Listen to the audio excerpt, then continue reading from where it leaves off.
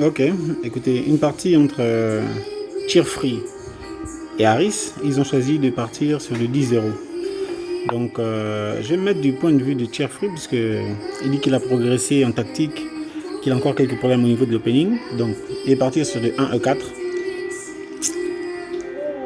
Que va faire Harris?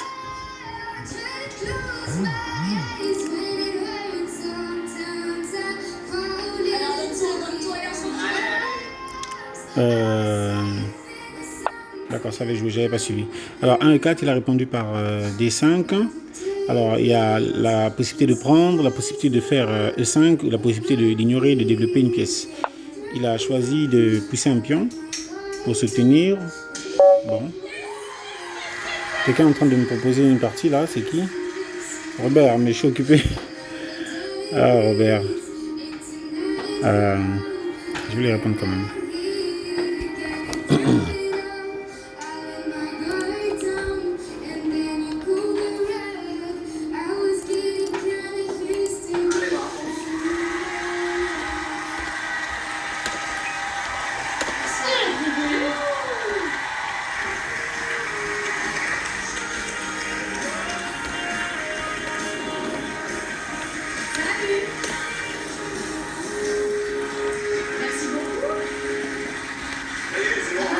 Ok, excuse-moi Robert, je ne peux pas jouer tout de suite parce que je suis en train d'essayer de suivre et de commenter la partie de mes camarades japonais.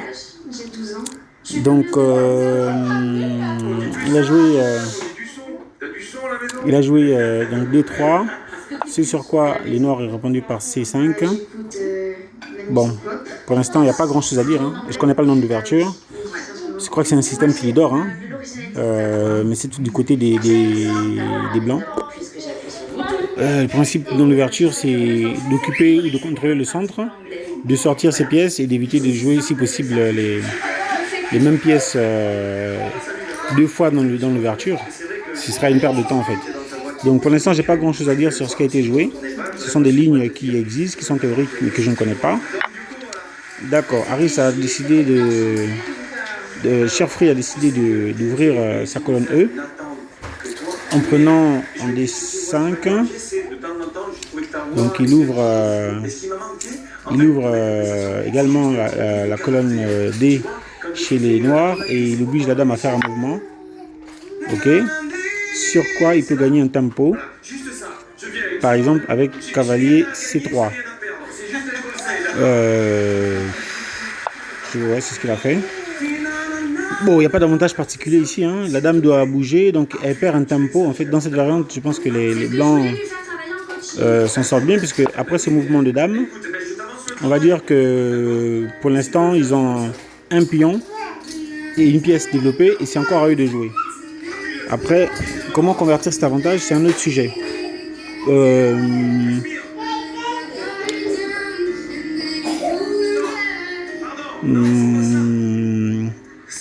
Là, avec les Blancs, je pense que ce qu'il faut faire, c'est sortir ces pièces. Donc, on peut sortir n'importe quelle pièce. Hein. Tout dépend de savoir si les Blancs veulent faire petit rock ou grand rock.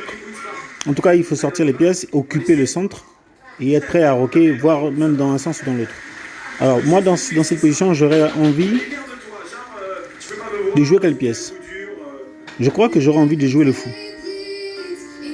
J'aurais envie de faire fou E3 pour obliger les... Non, fou E3, c'est pas intéressant parce que je menace le pion C, mais simplement avec un coup comme E6, le blanc le contrôle également. Donc, c'est pas forcément le meilleur coup. On va dire qu'on va peut-être opter pour un coup qui contrôle le centre comme cavalier F3. Le seul problème, c'est qu'il faut anticiper la montée du fou en G4, clouant le cavalier devant la dame. Ouais, je pense que Après, il y a un coup G3 pour développer le fou en fianchetto également. Sur quoi on pourrait partir. Si on fait G3, on pourrait avoir envie de développer son cavalier sur E2 parce que le fou, il se développerait lui par G2. Mais bon, continuons. Lui, il a choisi un coup vraiment complètement excroissant. Donc, il a fait B3. Ok, les noirs ont répondu cavalier F3, cavalier F6. B3, il a mis son fou en jeté de l'autre côté. Est-ce qu'il envisage de faire grand roc? On verra. Donc les gars sont en train de se développer. Hein. Moi, j'arrive pas à lire quoi que ce soit pour l'instant dans la partie. Cavalier C6, développement. Donc là, je vois que les blancs ont négligé le développement de l'aile roi. Est-ce qu'ils n'envisagent pas de faire petit roc? Est-ce qu'ils envisagent de faire une attaque de minorité sur l'aile roi? Je ne sais pas, on va voir. Attaque de minorité signifie attaque avec un nombre de pions minoritaires dans l'aile. Là, par exemple, du côté roi, il y a 3 pions pour les blancs et il y a 4 pions pour les noirs. Donc si les blancs décident d'attaquer de ce côté avec les pions, ça s'appelle une attaque de minorité. On continue, donc encore un coup excentré. Ce que Harris ne fait pas, non pas Harris, ce que Jeffrey ne fait pas dans cette partie, c'est vraiment d'aller occuper et contrôler le centre. Donc ça c'est déjà quelque chose qui se voit. Il joue des coups prophylactiques, par exemple là ce coup là H3, c'est pour éliminer l'éventualité de fou G4, mais bon, rien ne dit que les blancs vont faire coup G4, ça peut être un coup par terre, quoi, un coup complètement perdu. Voilà Harris qui fait la même chose, hein. Il y a mieux à faire, je pense, que de faire A6 maintenant. Il y a le fou F8 qui n'est pas encore développé, le roi est encore au centre, donc au début, en tout cas quand on est débutant et quand on n'a pas un plan clair, il faut, dès qu'on a occupé les centres, dès qu'on a sorti ses pièces, il faut roquer. Bon, ce coup-là, il est intéressant, dame F3, que si les blancs n'ont pas l'intention de faire petit roc. Sinon, si un jour ils doivent être amenés à faire petit roc, ils ont 3 pièces à sortir, enfin 2 pièces à sortir, le fou et le cavalier, ce qui implique un troisième coup, le coup de dame pour libérer la case du cavalier que la dame a prise. Donc on va voir. Je ne dis pas qu'il est mauvais, mais ça dépend. Voilà une menace là. Cavalier B4 menace une fourchette par cavalier prend C2, donc fourchette sur le roi et sur la dame, sur le roi et sur la tour, pardon. Est-ce que Jeffrey va voir ça? On va voir maintenant si sa dimension tactique se révèle. S'il ne voit pas ce coup, c'est que ces exercices tactiques ne lui ont pas encore enseigné tout ce qu'il y avait à apprendre. Bon, petit roc dans cette position est possible. Non, pardon, grand roc. Pourquoi? Parce que le pion A2 est protégé par le cavalier. Est-ce qu'il y a une attaque possible? Non, mais moi je pense qu'il faut développer les pièces. Hein.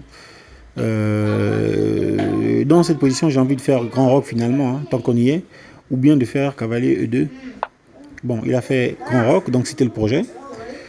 Donc jusque-là, son jeu est cohérent. Ça continuera à devenir cohérent s'il attaque réellement maintenant sur l'aile roi. On va voir. Donc les noirs en profitent pour vouloir développer leur cavalier et éventuellement préparer petit roc. Les blancs ont raison de faire ce coup pour chasser le cavalier. Hein. C'est toujours bien de ramener le cavalier chez lui et de ne pas l'avoir dans ses pattes. Hein. Sur quoi les noirs peuvent jouer cavalier D5.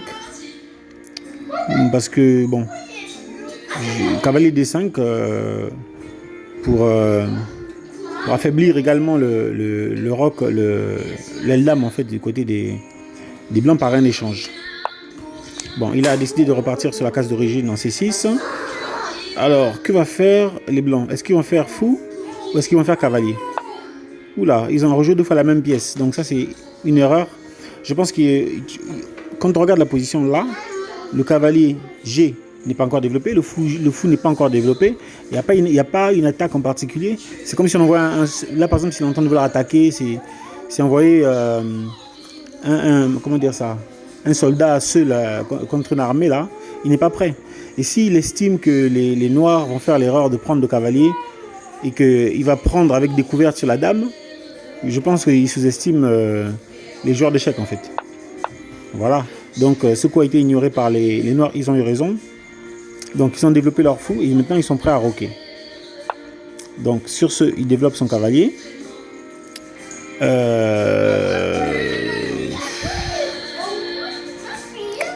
Bon, je pense que le coup n'était pas mauvais en tant que tel. Hein. On va dire que c'était une proposition ou un attrape-nigo, ça n'a pas pris. Donc là, on se retrouve dans la même position que ce que j'avais proposé. Je pense qu'Aris, il joue bien. Hein. Jusqu'à ce stade, il a bien joué, je pense. Hein. Il a bien joué, sauf la dame qui est peut-être un peu mal placée selon moi, pour l'instant. Donc, échange, erreur de la part des noirs. Parce que les blancs, si les blancs prennent avec le pion, ils prennent un pion et ils gagnent un tempo sur la dame. Parce qu'ils vont menacer la dame. C'est vrai que la dame peut toujours se protéger, mais gagne un tempo sur la dame. Bon, à part ça, sur cette prise, on a quand même le pion G7 qui est en l'air. Hein. Donc, qui aurait été en l'air s'il avait pris avec le pion. Il aurait pu tranquillement menacer la dame serait partie et lui, il aurait pris le pion G7 gratos. Une tactique loupée par notre cher tacticien, Tierfree. Nous sommes à 10,59 sur la vidéo, donc on va dire, je le dirais 10,50 ou 10,30 par là. Il a raté une tactique. Ok, il a pris avec la dame. Donc là, je m'attends à Petit Roc. Non, il... Je l'ai entendu sur le dernier mot que tu as fait. L'intention que tu as eue sur le dernier mot, c'était la bonne. Quand on choisit de reprendre du Gilbert Bécaud, d'accord. Il faut incarner les mots. Il faut les revendiquer. Il faut que les noirs ont oublié un pion. Okay. Les blancs n'ont pas vu. Donc les noirs ici ont oublié le pion G7. Les blancs n'ont pas vu. Et donc ils sont partis sur ouverture de la colonne C et la colonne D, les blancs, par la poussée D4, sur quoi les noirs ont roqué. Et donc c'était pas une ouverture, une expansion finalement, parce que les noirs n'ont pas pris. Les noirs auraient dû prendre ce pion, je pense. C'est dans leur intérêt, je pense, que la colonne soit ouverte et après qu'ils développent leur fou et qu'ils ramènent une tour en face du roi.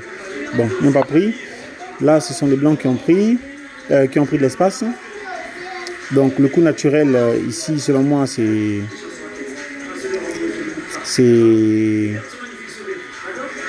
le coup naturel ici, selon moi, c'est E prend un D5.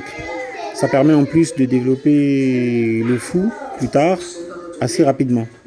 Le fou C8. Mais il a choisi d'amener son cavalier sur le coin, ce qui est assez dangereux. Hein. Ce qui est assez dangereux. C'est vrai que Andy a raison. C'est vrai que c'est ça mieux qui a bloqué la... Bien sûr, ça c'est sûr. De toute façon, chez les garçons, c'est le truc le plus horrible du monde. Je vois pas la tactique, mais je pense que c'est quand même un coup assez dangereux. Là, ouais, la tactique, non, je la vois pas encore. 1, 2.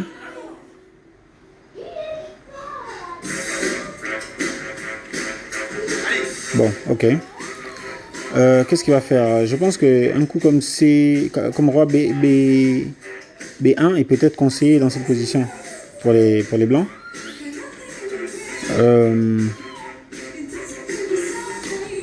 La tactique, je la vois pas bien.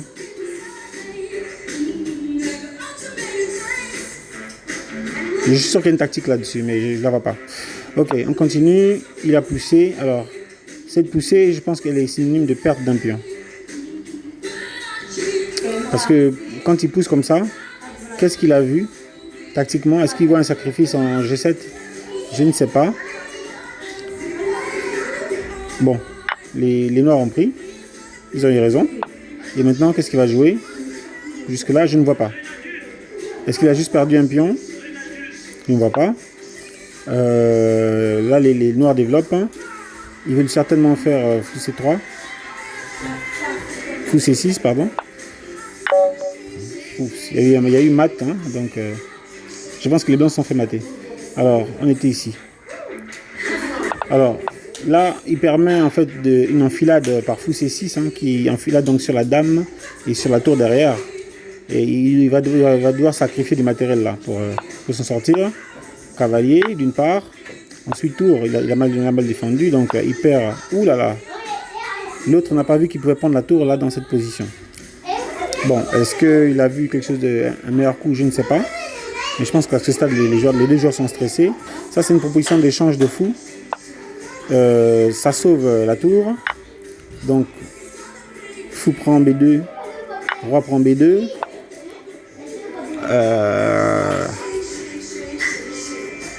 C4 pour affaiblir la structure de pion. D'accord, il a pris avec le fou, donc échange. Là, il a encore perdu une pièce. Hein. Là, les noirs sont à plus 6. Dame, dame C5. Pas très bon coup. Ah si.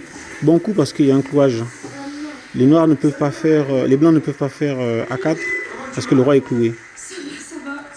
Ça va. Mais